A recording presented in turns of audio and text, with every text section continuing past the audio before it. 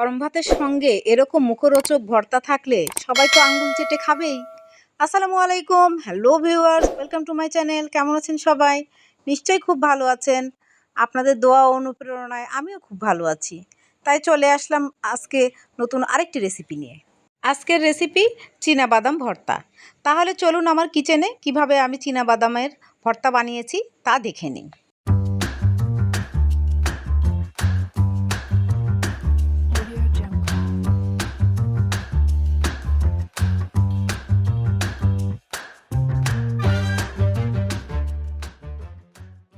এখানে আমি 1 কাপ চীনাবাদাম নিয়েছি।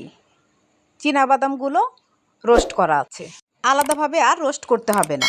এখন শুধু বাদামের উপরে যে লাল খোসাটা আছে সেটা ছাড়িয়ে আনব। আমি সব বাদামের খোসা ছাড়িয়ে ঝেড়ে পরিষ্কার করে এনেছি। এবার রান্নার প্রসেসে চলে যাব। তার জন্য একটি কড়াই চুলায় বসিয়ে দিলাম। 2 টেবিল চামচ পরিমাণ সরিষার তেল দিলাম। তেলটা গরম হতে হতে ভর্তার জন্য কি কি উপকরণ লাগবে তা দেখিয়ে দিচ্ছি। এখানে 4টি বড় বড় সাইজ পেঁয়াজ কুচি নিয়েছি, একটি বড় সাইজের রসুন কুচি করে নিয়েছি, 2টি শুকনো মরিচ এবং একটি কাঁচামরিচ নিয়েছি। তেল গরম হয়ে উঠেছে, কেটে রাখা সমস্ত উপকরণ একসঙ্গে তেলের মধ্যে ঢেলে দিলাম। একসঙ্গে ভালোভাবে নেড়েচেড়ে দিচ্ছি। তেলের মধ্যে এভাবে পেঁয়াজ মরিচগুলোকে ব্রাউন কালার করে ভেজে নিব। বাই দ্য ওয়ে, আমি রুথি। আমার চ্যানেলে নতুন হয়ে থাকলে প্লিজ সাবস্ক্রাইব করবেন।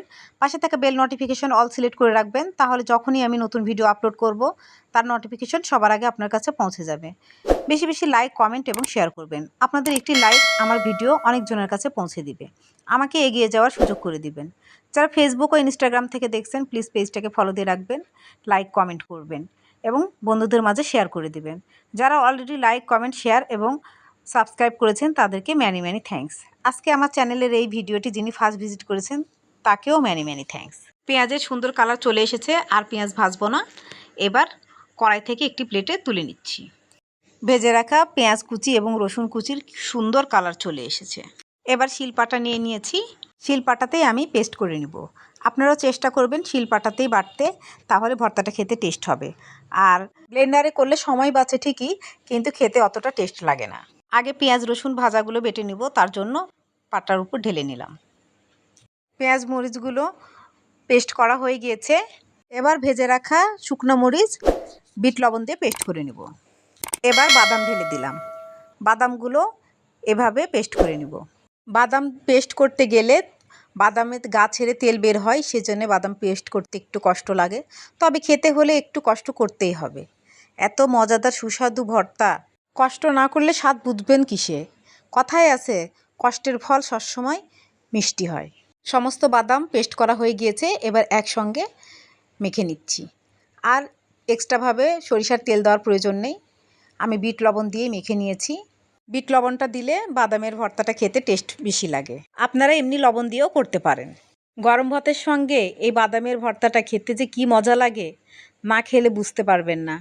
আমার রেসিপি ফলো করে অবশ্যই বাড়িতে বানিয়ে খেয়ে দেখুন, আশা করছি স্বাদ ভুলতে পারবেন না। আর বাসার সবাই বারবার খাওয়ার জন্য আবদার করতে থাকবে। বাদামের একটা নিজস্ব তেল থাকে, সেই তেলে আমার হাত একেবারে চিপচিপে হয়ে গেছে। ভর্তাটা একটুও পাটার সঙ্গে লেগে নেই, সম্পূর্ণ উঠে এসেছে। আপনারা দেখে নিশ্চয়ই বুঝতেই পারছেন যে কতটা তেলতেলে ভাব হয়েছে। দেখতে যেমন লোভনীয় হয়েছে, খেতেও তেমন টেস্ট হয়েছে। রেডি হয়ে গেল বাদামের মুখরোচক সুস্বাদু ভর্তা। নিউ ভিডিও দেখার ইনভাইট করে আজকে বিদায় নিচ্ছি। ভালো থাকবেন, ভালো রাখবেন, আমার জন্য দোয়া করবেন। আল্লাহ হাফেজ।